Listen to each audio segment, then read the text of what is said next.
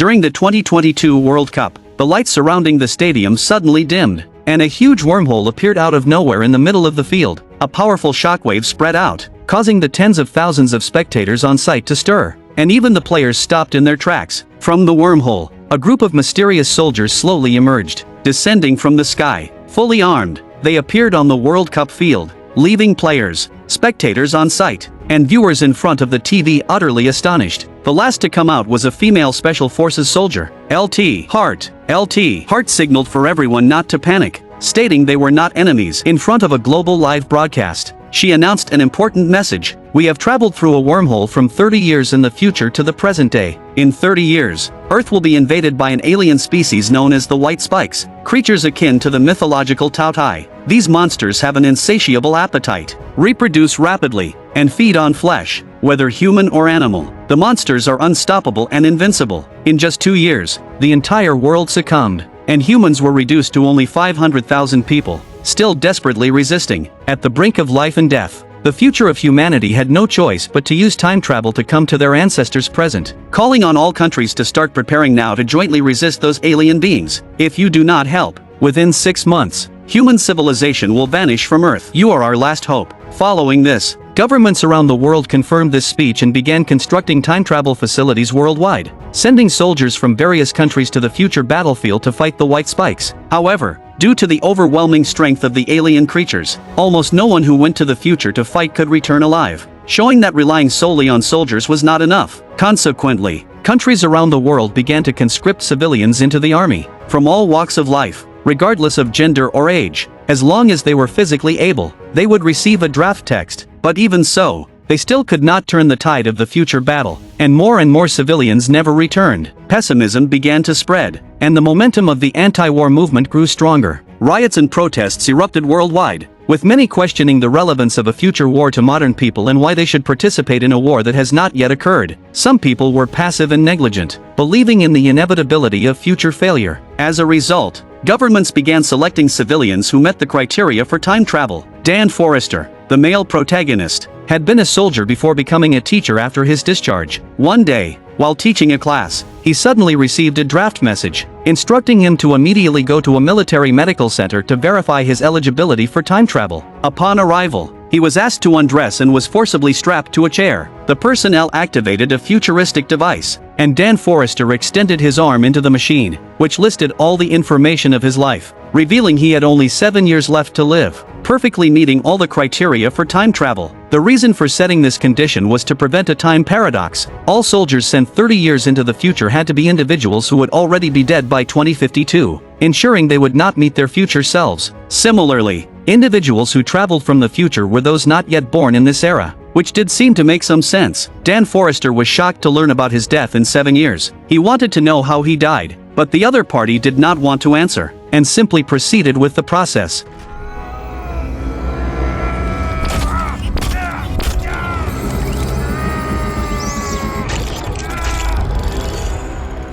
When Dan Forrester withdrew his hand, his arm had a new piece of armor. The staff told him it was a time travel device equipped with communication and tracking systems, capable of sending him to the future and bringing him back to the present. It could only be removed after completing his military service. All participating soldiers were promised $1 million in compensation in case of death. However, if someone removed the device to desert, they would face severe imprisonment. Their spouse or children would be obligated to continue the battle in their stead. Dan Forrester could only go home to say goodbye to his wife and daughter. His wife opposed him going to the future to fight, considering it a nearly certain death, and suggested the family flee, understanding the consequences for his family if they fled. Dan Forrester decided to join the fight no matter what and promised his daughter he would return alive. After saying goodbye to his family, Dan Forrester quickly reported to the recruit base. Most soldiers traveling to the future for support were middle-aged or even older, having never used firearms. Among them, however, were professional mercenaries, with eyes full of killing intent, who had crossed over to fight the monsters 3 times and returned alive each time. LT Hart informed everyone that the military service would last only 7 days. If they were lucky enough to survive after 7 days,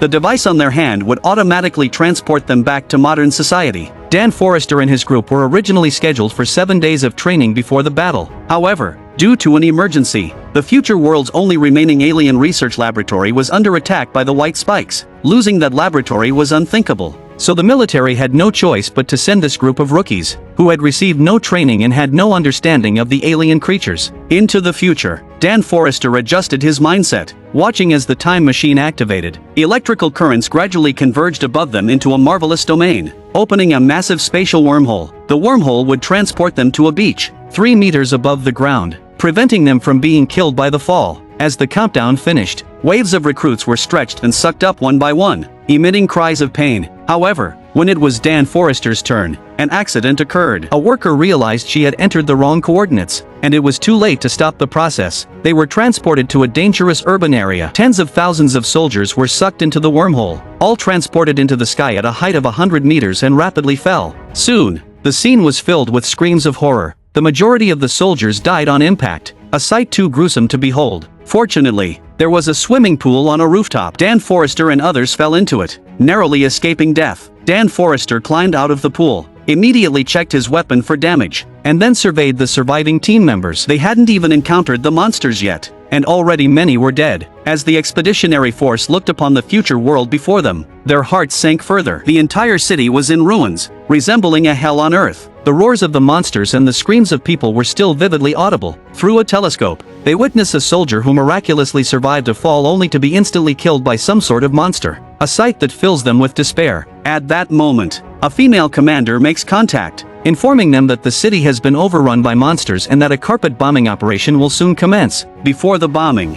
they are tasked with rescuing a group of researchers trapped in a nearby laboratory. Given that Dan Forrester was once a Special Forces scout, he is assigned to lead a squad on this rescue mission. Upon reaching the laboratory, they find that not even the walls could stop the alien creature's bone spikes. They also discover that all the researchers have been skinned and hung upside down. The female commander instructs them to retrieve the scientific results and to be cautious and quick, as the monsters might return to the building at any moment, given they've left the bodies there. Following the commander's guidance, Dan Forrester successfully secures a sample of the alien creature. The commander then urges everyone to evacuate quickly, as bombers are en route, and the carpet bombing will begin in 6 minutes. Dan Forrester leads his team in a cautious retreat down the stairwell. The last member of the team suddenly hears a noise above. Dan Forrester turns on a light, revealing the monster's form. The sight prompts everyone to open fire, attracting even more monsters. One of the creatures leaps down, wrapping around a female team member's waist and slamming her into the railing. As they fight their way out, the monsters pursue them relentlessly, knocking the soldiers to the ground without hesitation. These creatures are incredibly tough and intelligent, even using the bony plates on their backs to block bullets. They also have several freely retractable tails that can launch deadly weapons similar to throwing knives. Its back can be described as impervious to blades and spears, while human bullets can only suppress the monster's attack but cannot kill it. The group barely escapes through the stairwell.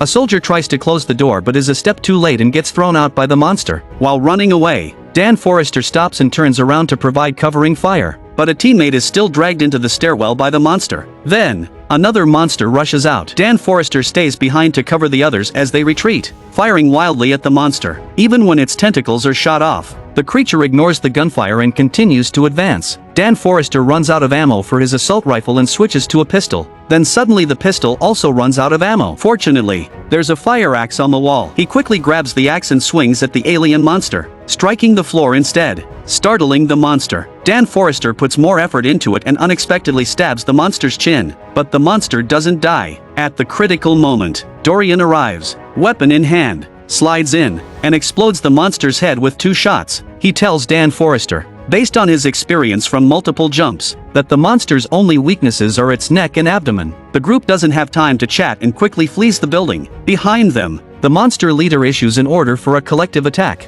and all the monsters swarm towards them, appearing on the streets. The squad receives a notification that the reconnaissance team will arrive at the rendezvous point in 1 minute, and the fighter jets will start bombing in 3 minutes. But the monsters on the streets are still chasing them. They have to not only escape from the monsters' attacks but also leave the red smoke area of the carpet bombing before the fighter jets arrive. And now, the human fighter jets have arrived, ready to commence the bombing. The squad passes through the red smoke and finally sees the 3 Humvees that have come to rescue them. Everyone cheers, but their joy lasts only a few seconds before they are stunned. These are alien beings that humans in the future cannot defeat. They are immensely strong, capable of easily flipping a 30-ton armored vehicle, and can pull humans out to tear and devour them with lightning speed. With no way to retreat, the squad has no choice but to go all out with firepower, running and shooting at the monsters as they go. However, These monsters are too smart. They are organized and disciplined and even use cars as cover to counterattack, giving the whole scene a vibe of a video game. The monsters constantly shoot bone spikes from their tails, and being hit by one usually means loss of life. At the command of the monster leader, the left and right guards split into two groups, attacking from both sides. A sharp bone spike shoots out from a tentacle, instantly knocking a female warrior off her feet and disrupting the squad's offensive and defensive lines, causing continuous casualties among the team members. The monster leader seizes the opportunity to attack Dan Forrester, who fires back with all his might. Just then, aerial support arrives in time, ready to bomb the city into oblivion. Dan Forrester quickly leads the remaining team members to break through, dodging the bone spikes shot by the monsters as they retreat and fire, as the fighter jets drop bombs, causing the monsters to scatter in all directions. More monsters converge on Dan Forrester's squad. They quickly climb over a fence and evacuate from above the tunnel, as the monsters swarm like a tidal wave. With the bombers about to arrive, an unexpected minor incident occurs. A soldier accidentally steps into a void and falls down, breaking his thigh. Dan Forrester, a former professional soldier, refuses to leave him behind and jumps down to rescue him, claiming, "I can't leave a comrade to die." But this also slows down the pace and even endangers the lives of others. Not only was the monster's defense strong, but its attack power was also terrifying, and soon all of them couldn't stand it. The female commander sends a message that the fighter jets are about to bomb the tunnel indiscriminately. What will they do now?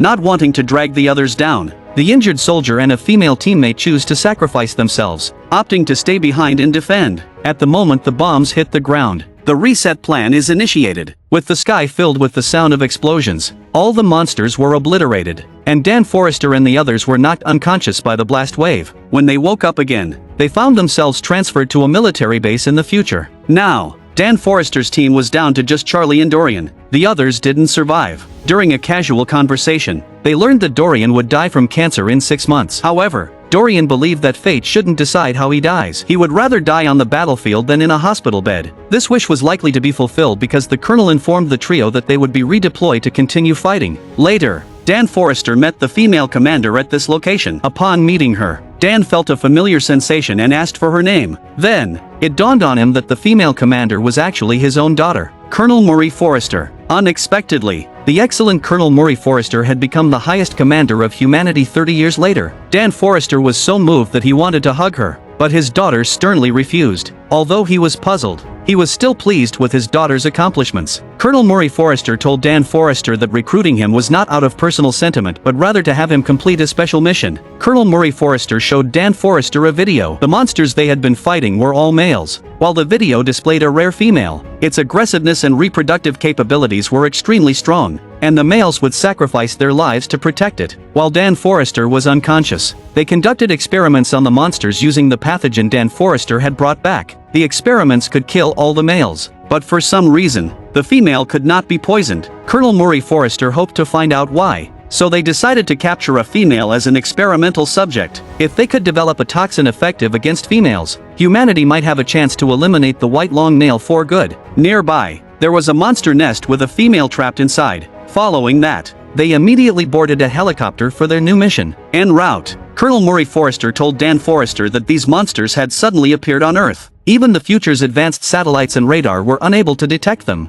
leaving their origins and the time of their arrival a mystery. They were extremely hungry, engaging in frenzied hunting every day. Apart from tiny creatures like ants and cockroaches, no other species could escape death. Even dinosaurs, had they still been alive, would have been doomed to extinction. Soon, the group arrived at the monster's nest by helicopter. For safety reasons, Dan Forrester and Colonel Murray Forrester remained in the helicopter. Soldiers descended into the monster's lair on ropes, straining to pull a sedated female monster out of the cave with ropes. Suddenly, the monster sprang out on its own, launching a furious attack on the soldiers. The female white long nail was massive and even more formidable in combat. Despite being bound by steel cables, it still managed to kill the soldiers trying to capture it. One by one, the soldiers met gruesome ends, and the situation rapidly spiraled out of control. Colonel Murray Forrester instructed Dan Forrester to wait in the helicopter, then slid down the rope alone to assist. Upon landing, she immediately identified the problem: the soldiers had failed to secure the monster's tentacles. Seeing the monster grabbing a soldier and escaping into the darkness, Colonel Murray Forrester immediately ordered the soldiers outside to spray flames into another entrance. The monster, fearing the flames, was forced out and then grabbed a soldier as a hostage, sending out distress signals that attracted a large number of males from all directions. Seizing the opportunity, Colonel Murray Forrester aimed at the monster, shooting off one of its tentacles and rescuing the soldier.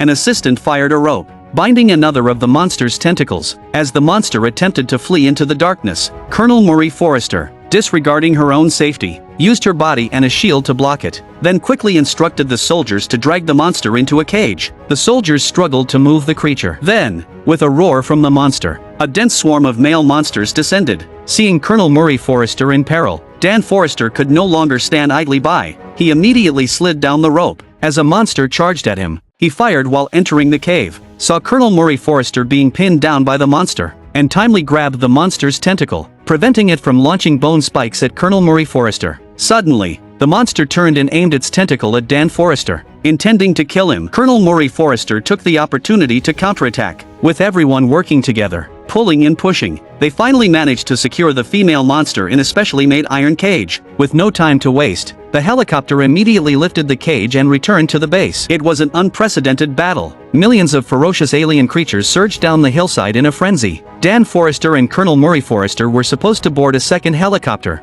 but the helicopter above them was overrun with monsters, shaking perilously before ultimately crashing right in front of them. In this critical moment, Dan Forrester and Colonel Murray Forrester had no choice but to climb aboard a Humvee. Dan Forrester took the wheel, while Colonel Murray Forrester set up a heavy machine gun, unleashing a barrage of fire without a moment's delay. The reason these creatures desperately attempted to intercept them was because humans had captured their sentinel. Fortunately, the heavy machine gun's immense power obliterated all pursuing monsters, allowing them to escape. Arriving at a safe beach, Colonel Murray Forrester immediately got out of the vehicle and fired a flare to wait for rescue. The recent ordeal reminded Colonel Murray Forrester of the past, and she expressed her dissatisfaction with Dan Forrester for risking himself to save her. Dan Forrester didn't understand. As a father, he naturally couldn't abandon his daughter. After facing life and death, the daughter finally opened up to Dan Forrester about why she had been so cold towards him. In the timeline where Colonel Murray Forrester grew up, Dan Forrester, discontent with his life, underwent a drastic change in temperament and abandoned his wife and daughter,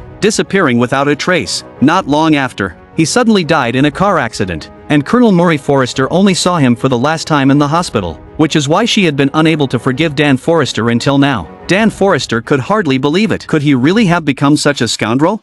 Afterwards, they switched to a helicopter and arrived at a military base built at sea, humanity's last bastion. Less than 100,000 people worldwide were now living here, making their homes on this massive ship. Aircraft carriers launched and landed fighter jets, forming the last line of defense along with battleships. While the city center housed a research base flying the flags of the 7 major nations, the base was surrounded by 2 rings of high walls, all to protect the central time travel tower. With it, people could travel between the present and the future. The captured female white long nail was transported back to the sea base. In the lab, father and daughter pretended as if their argument had never happened. The female white long nail was taken to the laboratory, where security measures included several large iron chains and a sedative administered every hour. Colonel Murray Forrester extracted the alien creature's blood, researching toxins that could subdue it. However, there were many potential toxins that could kill the white long nail, and it might require countless mutations and adjustments. Then, under the microscope, they screened for a toxin that could 100% kill the female beast. The vast base had limited resources. If there were more computers running programs and more scientists simultaneously working on and developing the toxin, the subsequent disaster might have been avoided. Dan Forrester stayed by his daughter's side throughout, slightly mending the emotional gap between them. But they didn't have much time because the next day would mark Dan Forrester's 7th day of service, after which he would automatically return to the year 2022. Colonel Murray Forrester told Dan Forrester that if she indeed found an effective toxin, she would have Dan transport it back through time travel, as humanity in the future was at a dead end. In contrast, humanity in 2022 was at its peak, with ample resources to produce the toxin and prevent the disaster from occurring. Thus, Dan Forrester would become the savior of the world and also save his own future, preventing his premature demise due to a midlife crisis. However, the cost would be the certain death of his future daughter. Dan Forrester agreed to Colonel Murray Forrester's request and made a promise. Just then, the computer displayed a 100% match index, and they immediately found the effective toxin. At that moment, the female beast queen suddenly woke up and witnessed this development. Knowing it was in danger, it became agitated and used its brainwaves to send out a distress signal. Suddenly, an alarm went off outside the base. 5 million monsters were summoned to the sea base, launching a total assault on the human stronghold. Soon, the first line of defense was about to be breached, and the base, with less than 100,000 people, faced a battle of life and death. tens of thousands of monsters came across the sea, and not even deep-sea bombs could stop their determined rescue of the Beast Queen. This was a war humanity could not win. Millions of monsters clambered over the 100-meter-high walls of the base, and dozens of drones unleashed their firepower. Despite the frantic gunfire, they were unable to inflict massive casualties on the monsters. Machine gunners atop the tower mounted heavy machine guns, firing thousands of rounds per second at the horde. Yet they couldn't halt the monsters' advance. The Beast King roared fiercely, its presence as commanding as an arrow piercing the clouds. Leading a vast army, it climbed up from the base's spine buried in the sea, attacking humanity's last line of defense. Despite the full-scale combat capabilities on land, sea, and air, the monsters broke through the defenses. Colonel Murray Forrester, realizing the situation was out of control, prepared for evacuation. Dan Forrester wanted to poison the female Beast King before leaving, but there was only a little toxin left, which couldn't be wasted on it. It had to be taken back to 2022 by Dan Forrester. Colonel Murray Forrester's primary mission now was to protect her father for these short 8 minutes. After 8 minutes, Dan Forrester would automatically be transported back. Thus, Colonel Murray Forrester ordered her subordinates to protect the time machine at all costs, while she and Dan Forrester headed to the rooftop, planning to wait out the countdown in a helicopter.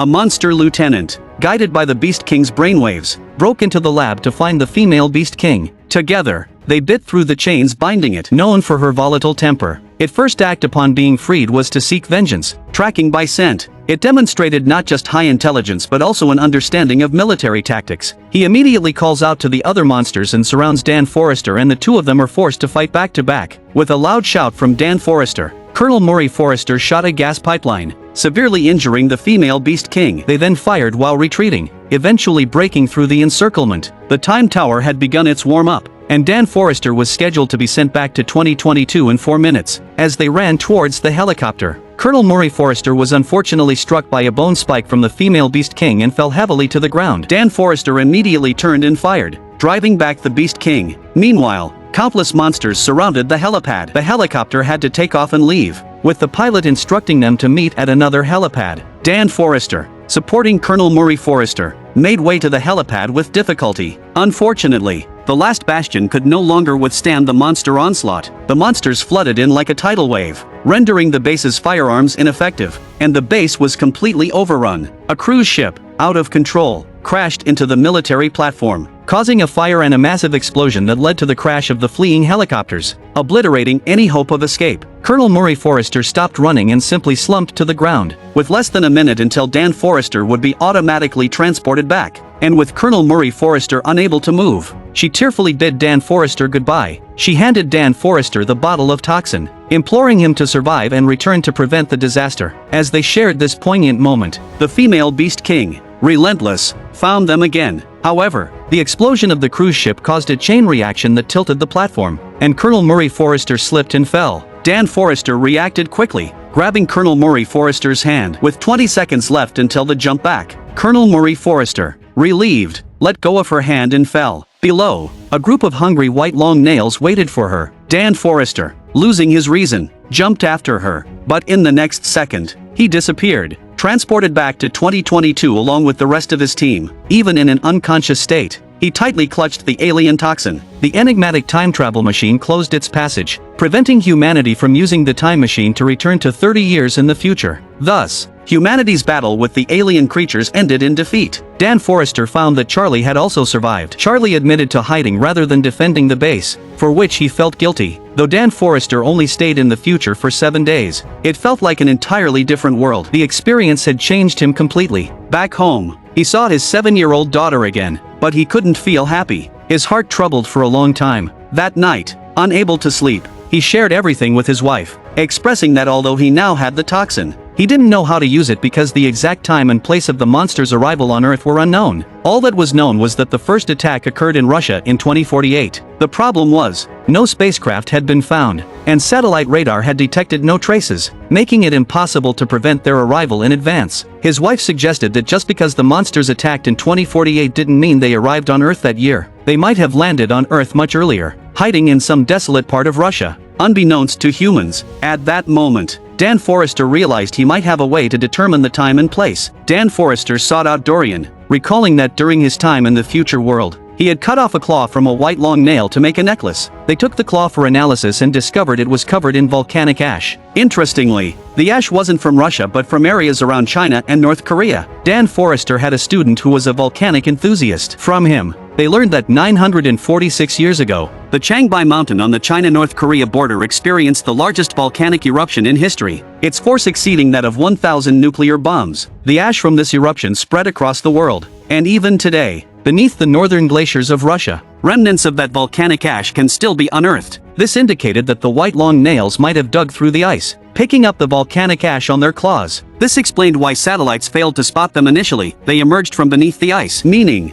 they had always been on Earth. The reason for their resurgence 1,000 years ago could be due to environmental degradation and global warming, which led to the melting of glaciers, awakening the long-dormant creatures. With a likely source pinpointed, Dan Forrester decided to head to the snowy mountains of Russia, aiming to eliminate the monsters before they could appear. However, Dodd, citing concerns over spending taxpayers' money, outright refused. Since the destruction of the Time Tower, humanity had lost its connection to the future. With the belief that a cataclysm was impending in 30 years, the world became chaotic. Dodd was in a high state of alert, with disturbances already occurring at the borders. It was considered fortunate that humans weren't fighting amongst themselves before the arrival of the extraterrestrial creatures. Without concrete evidence, Dodd refused to authorize a covert operation in a hostile nation. Left with no other choice, Dan Forrester turned to his estranged father, who happened to own an airplane and was a fearless pilot. Dan Forrester then assembled his own team, produced as much toxin as possible, and, with his father and LT Hart piloting, set off on their mission. The team quickly reached their destination,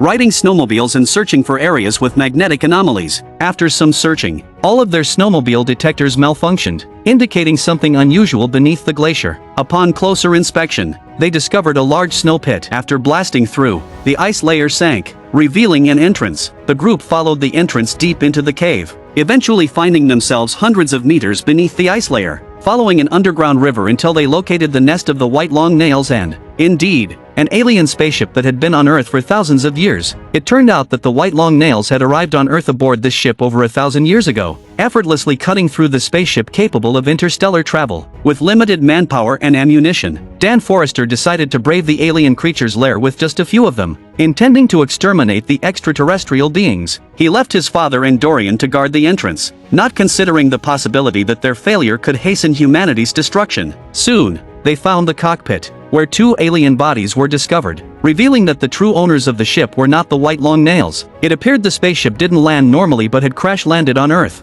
with the aliens dying in the cockpit. Through continuous exploration, they discovered a chamber full of dormant creatures. It turns out, the alien beings known as white spikes, which appeared 30 years later, were cargo of extraterrestrials. These creatures were either livestock for breeding or, in essence, an extraterrestrial biochemical weapon designed to eradicate wars on planets, classified as a planet-destroying weapon. However, the accidental crash of the spaceship suggests that Earth was not the intended target for these aliens. 1,000 years ago, Earth was still in the era of cold weapons, and ancient civilizations worshipped the natural world, respecting nature. Dan Forrester decided to eliminate them, acting as if these beings had never passed by Earth. He and his team quickly took out syringes and injected the brought toxin into the white spikes, initiating a counter-predatory battle of revenge. The toxin worked rapidly. In no time, the creatures were howling in agony, turning into piles of rotten flesh. The ship also harbored numerous monster embryos. Sensing the crisis, this highlighted the importance of manpower. If there had been more people to inject all the creatures simultaneously, the others wouldn't have been awakened by the screams. Soon,